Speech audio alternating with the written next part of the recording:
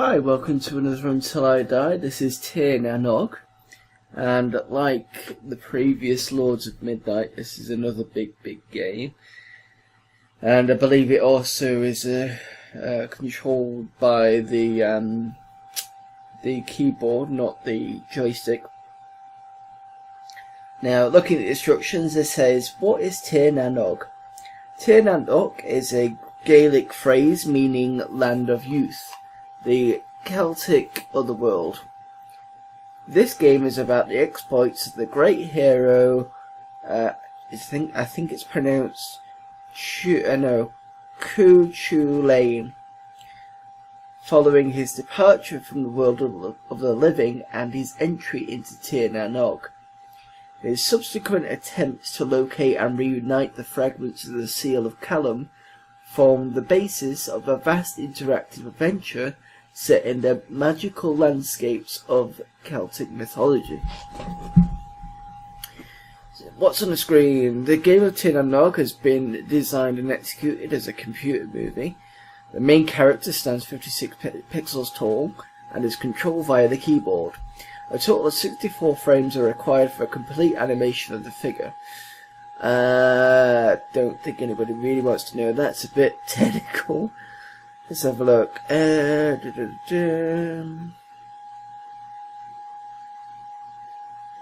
entire world too may be viewed from all four directions, which strangely sounds like when you're looking through the Lords of Midnight and going around.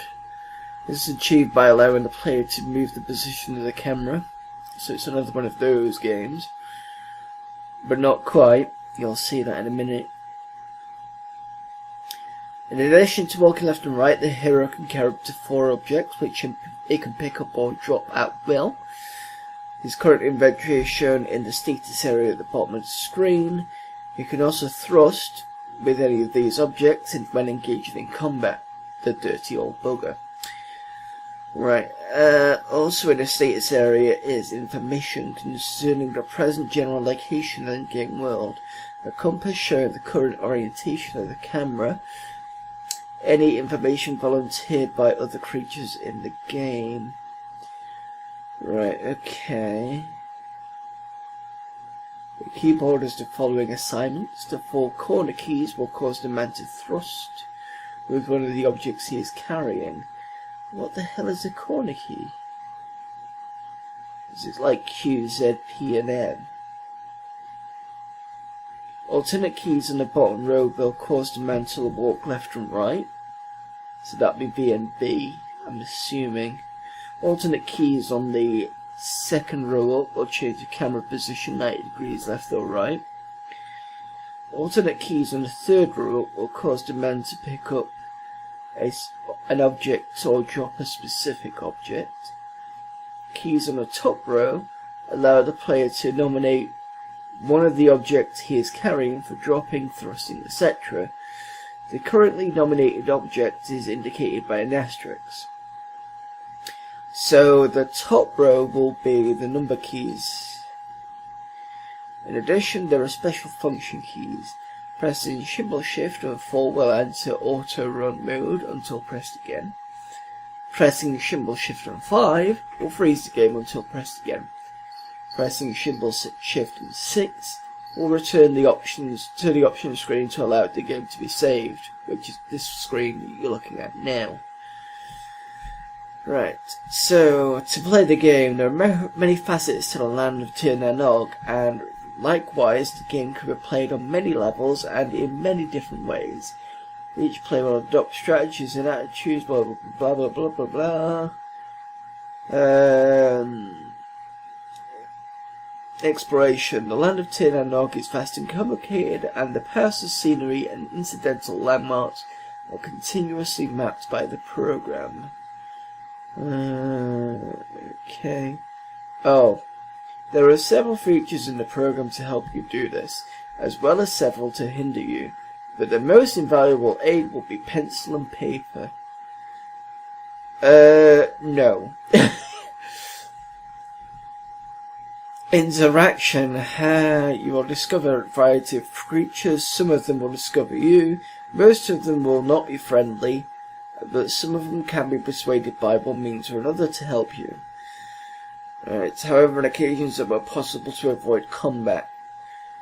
I do remember when I played this game originally, I died very quickly because a monster walked into me and fucked me over, so...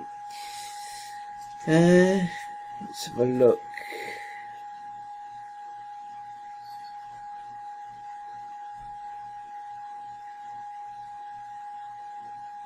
Oh, I like this. Following it saying that it's impossible to avoid combat, and your effectiveness in this area is governed by a series of combat rules which take into account the qualities of all objects that are being carried and the object currently selected as a weapon. You will have to work out the rules for yourself. Right, okay. Well, I suppose I better just play this instead of reading out the instructions and boring you all, but there's a lot of instructions to this. I'm just trying to see. So basically we had left and right at the bottom row. We had, let me just scan that bit. Here we go. Bottom row, left and right. The corner keys is thrust. So I'm going to assume it's going to be V, B, and M. And then you've got the camera keys. And the, right, okay. I think I get this. So let's see how long it is before I die. So, enter the land of use. And that's the guy. So if we do V, V, which is strange because V is going right and B is going left, despite the fact that they're on different sides of the keyboard.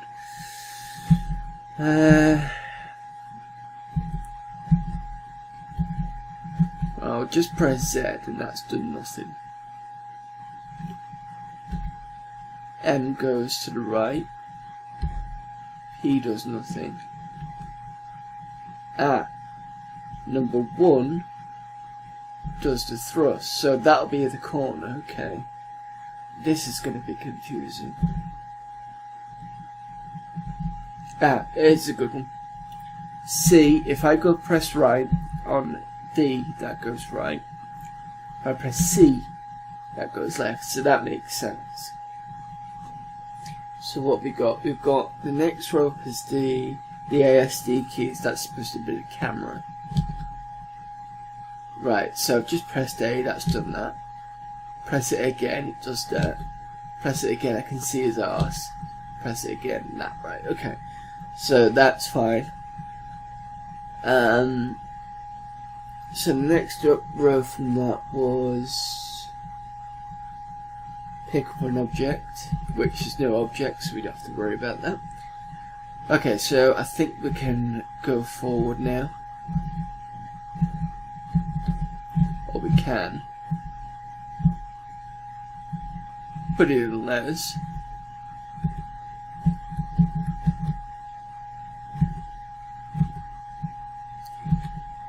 And where we are, we're at the altar of the seal.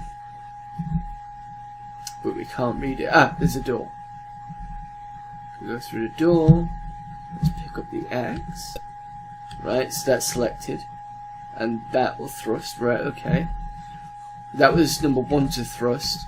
And I picked Q to pick it up.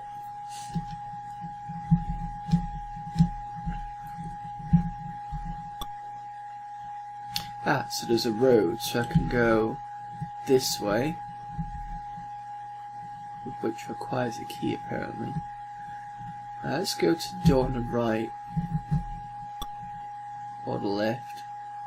We're in the plane of lies.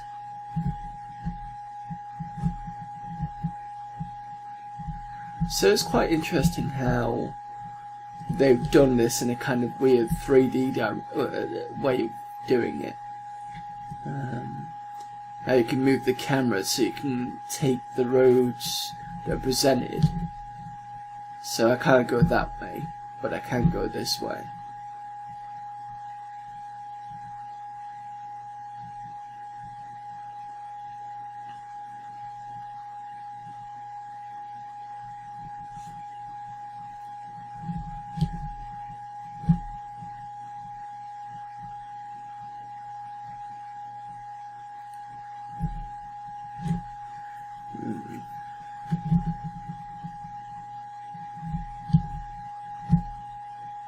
think I'm going in big circles, to be honest.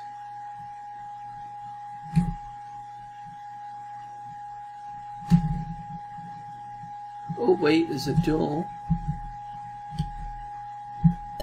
And it's locked. Right, okay.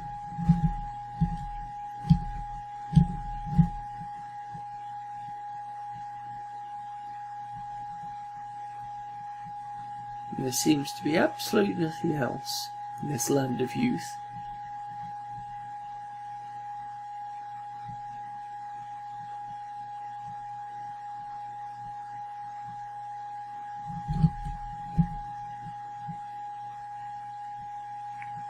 And don't mind me, I'm just... Oh, there's another door. Right, okay.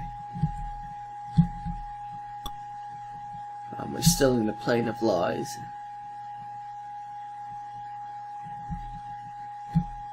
With another door.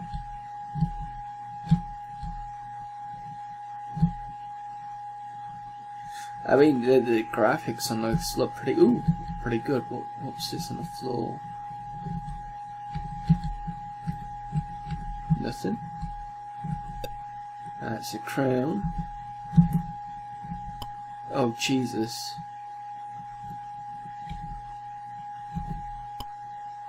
Oh, okay. He makes me drop both of them. And I'm dead. I'm assuming. I think. Am I dead? Or is it one of these games where you can never die because you're dead anyway? Which is a bit strange, but... Let's go... Oh, I can't go to the right because that's locked. Let's go at this door. Forester's Sin.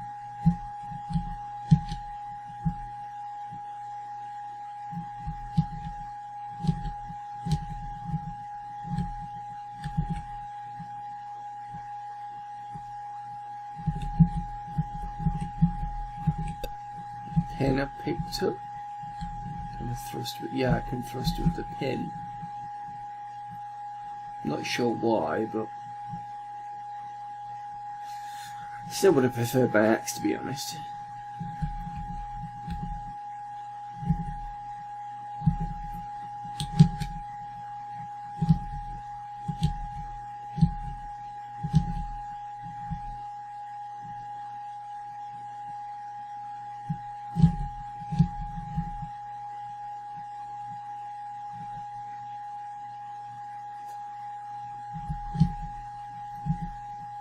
Mind you, if this game was Steam, I think people would have called it a walking simulator.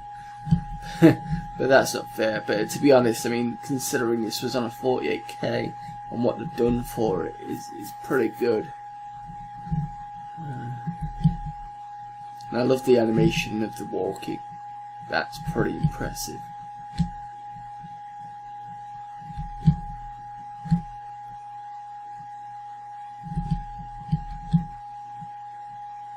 This is the first area where I've seen a lot of dead ends, to be fair. There's loads of dead ends. I seem to be going... I must be going around in circles. Which is not possible because...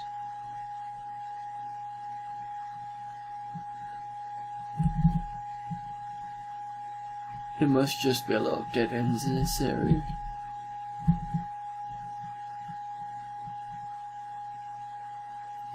Yeah. And how would you map this anyway?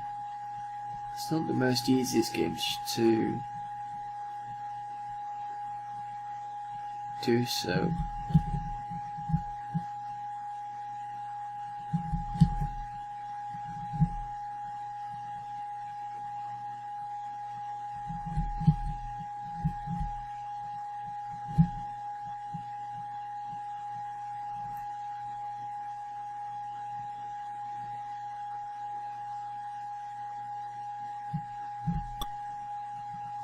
Back in the plane of lies again.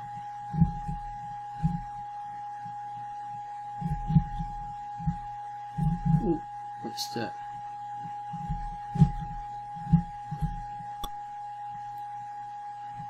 The what? The empty land.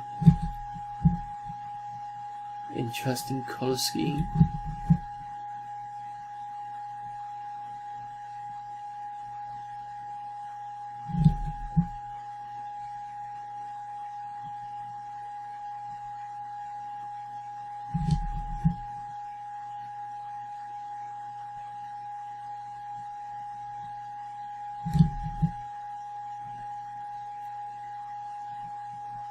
My idea, I suppose it's called the empty land because there's no background or anything else, and I suspect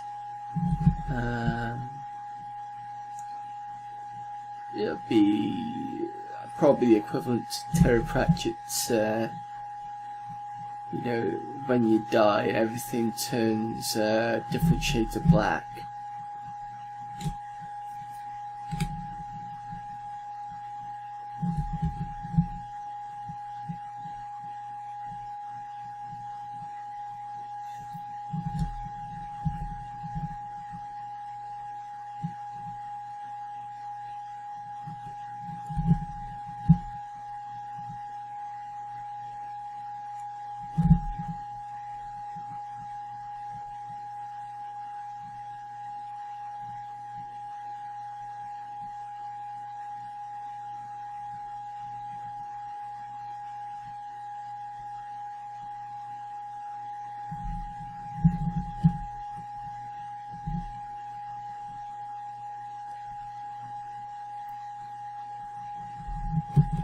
So yeah, I'm doing a lot of work walking.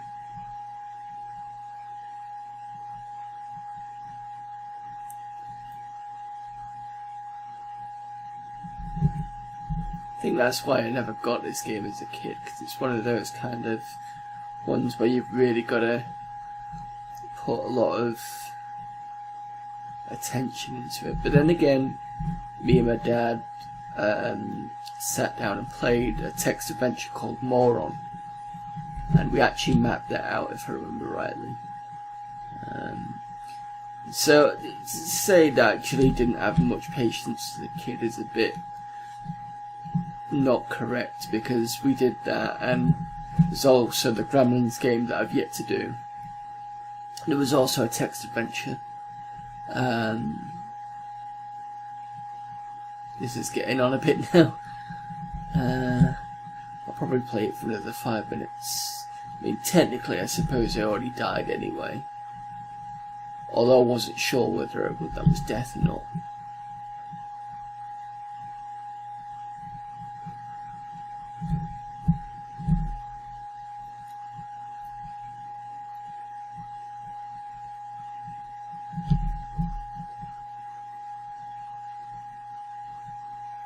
But it's great to see that using camera angles so you can switch the roads and actually walk down the roads rather than go, you know, where some games where you can see the road down, but you can't go down it because it's not part of the game. Or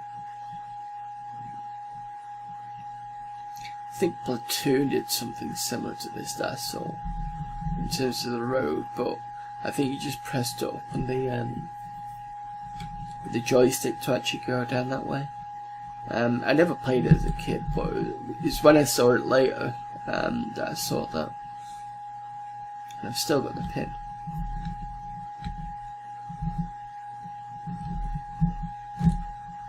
Yeah.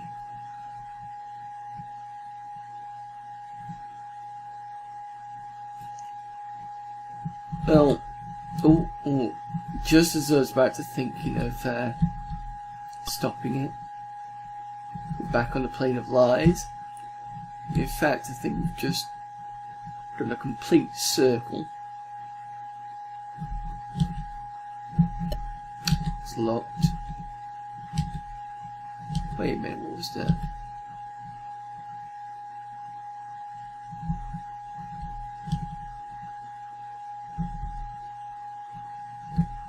Oh, it's a red screen. And something to pick up. Oh, what's... Oh, it's bones, right, okay. And a sword.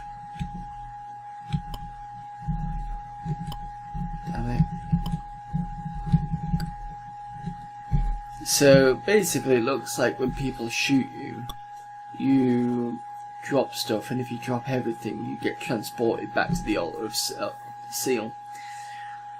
But that's a good place to stop, I suppose, because the Croat's technically undead. So until the next video, I will see you then. Bye.